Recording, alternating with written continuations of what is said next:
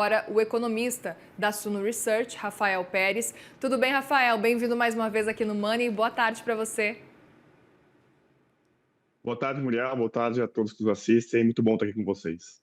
Gostaria muito de saber a sua avaliação diante desse cenário. Será que a gente vai ter que realmente ficar de olho nessa taxa de juros, como disse o próprio ministro agora, que está impedindo a criação de vagas? O que significa esse resultado que é o pior para agosto desde 2020?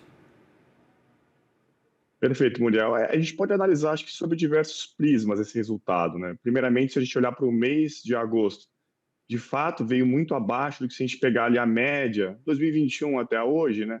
O mês de agosto sempre é marcado uma criação de, em média, 280 mil vagas. Então, veio quase metade disso. Sinal, então, de que o mercado de trabalho, né, especialmente ali a parte de trabalhadores formais, vem desacelerando, justamente sentindo essa perda de dinamismo que a gente já tem observado dos dados da atividade econômica. Então, a gente já nota, principalmente o varejo desacelerando, indústria, serviços vêm se acomodando também, enfim, a atividade econômica já vem perdendo esse dinamismo, sentindo esses efeitos da política monetária, né? Isso já era o esperado, o Banco Central vem justamente tentando esfriar um pouco a economia para tentar ali, né, trazer a inflação.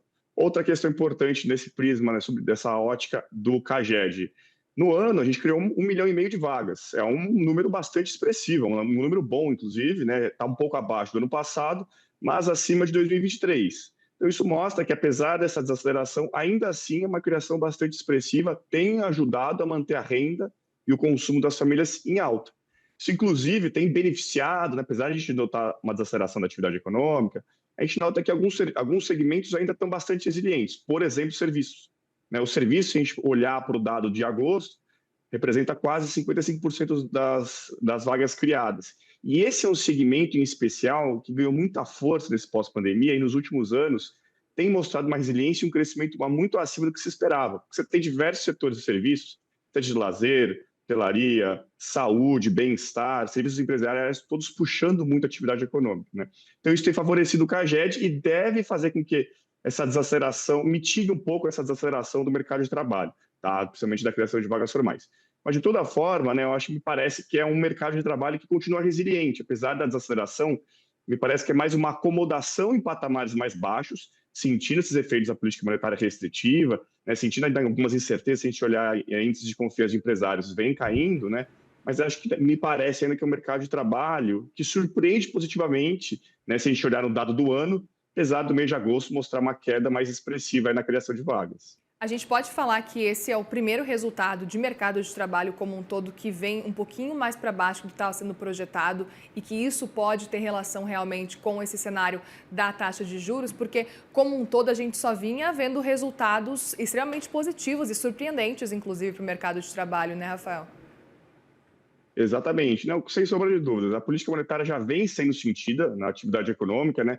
Lembrando que esse ciclo de Selic bastante elevado, de política monetária mais restritiva, ele começa ali em setembro, então já faz quase um ano. Então já vem sendo sentido com cada vez mais força na atividade econômica esses efeitos da que a gente fala da política monetária, mais da defasagem da política monetária. Então não é, obviamente, que quando o Banco Central está aumentando as taxas de juros, isso não vai bater imediatamente na atividade, demora um tempo. E é justamente nesse segundo semestre que a gente esperava que a gente fosse sentir mais ainda esses efeitos da política monetária.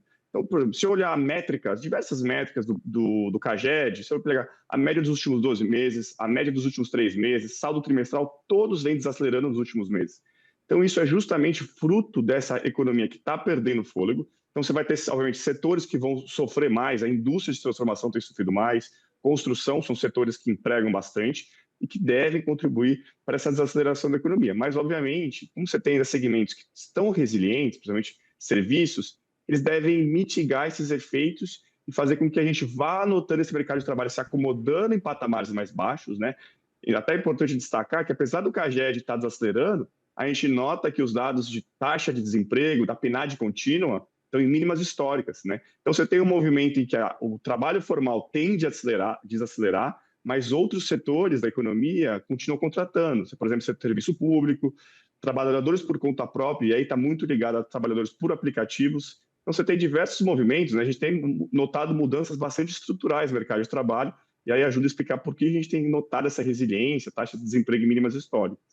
E aí você trouxe um ponto importante que é com relação a serviços, né? Porque a fila foi puxada com folga quando a gente olha para serviços, 81 mil postos criados agora em agosto, e aí depois vem comércio, muito lá atrás, 32 mil postos criados, depois vem indústria, 19 mil, construção, 17 mil, e aí a agropecuária que teve aí um número de demissões, ficou no fim das contas com um saldo negativo. Queria entender um pouco sobre como esses setores têm se movimentado diante desse cenário econômico como um todo. Como é que você acredita que eles estão se virando diante desse cenário? Porque apesar de uma taxa de juros elevada, a gente está com um cenário especificamente aí de serviços ainda muito forte, Rafael.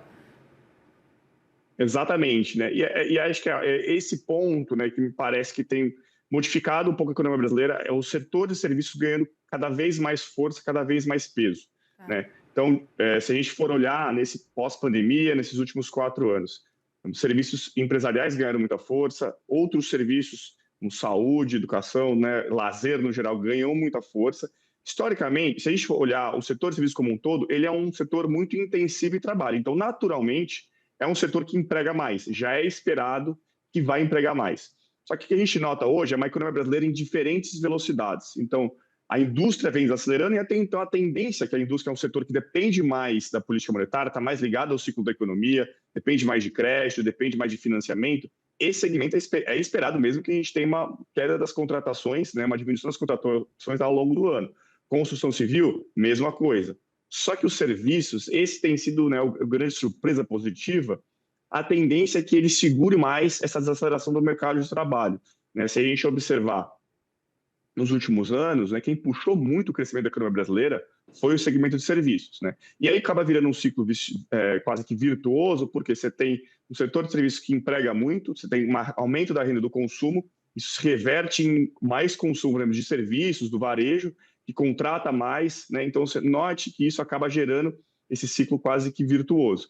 Mas, de toda forma, me parece que com os efeitos da política monetária, a gente vai começar a ver uma desaceleração maior dos serviços até o final do ano. Então, a me parece que nesse segundo semestre, apesar dos dados ainda mostrarem uma certa resiliência, a tendência é de uma acomodação maior do mercado de trabalho. Não me parece que a gente tem muito mais espaço para crescimento do mercado de trabalho. Lembrando que a taxa de desemprego atualmente está em 5,6%, é o menor nível da série histórica. A gente está praticamente num pleno emprego, né? Se a gente pegar hoje qual que seria aquela taxa natural, né, de desemprego que os economistas calculam, está ali próximo de 8%. A gente está bem abaixo disso, né? Enfim, né? Mas acho que se a gente pegar setorialmente aqueles segmentos que estão mais ligados à taxa de juros, indústria de transformação, construção, tendem a sofrer mais. Varejo e serviços, que são até setores que são mais intensivos de trabalho, ainda devem ter ali um desempenho resiliente por conta dessa economia que está bastante aquecida quando a gente olha para o mercado de trabalho. É interessante porque realmente deve ter um limite ali, até um teto para até onde o mercado de trabalho pode vir a crescer diante desse cenário econômico que a gente está acompanhando. Mas eu queria entender, Rafael, se a gente pode ter um cenário de piora no mercado de trabalho ao longo dos próximos meses, na sua avaliação, ou não, diante do que já respondeu até aqui o mercado de trabalho. Então, Muriel, tem uma questão interessante. No mercado de trabalho, ele normalmente ele é aquele segmento da economia, né, que mais demora para sentir os efeitos da política monetária, é o que tem. Ele continua, né, ainda mostrando sinais de resiliência, apesar de todo esse cenário desafiador da economia, mas é meio que esperado que ele demore mais, né? Só que a questão é que pode ser, né, ali, a depender de como é que vai ser a situação, por exemplo, de confiança dos empresários, incerteza da economia, perspectivas para 2026, né, isso pode começar a atrapalhar, por exemplo, projetos de expansão, aumento da produção na indústria, de serviços, enfim, né, esses setores. O que me parece que a gente deve começar a observar nesse segundo semestre é como os efeitos da política monetária vão começar a serem mais sentidos sobre a economia, e aí crédito desacelerando, setores com peso bastante relevante do PIB perdendo fôlego, a tendência é que a gente comece a ver até uma reversão dessa taxa de desemprego caindo no final do ano.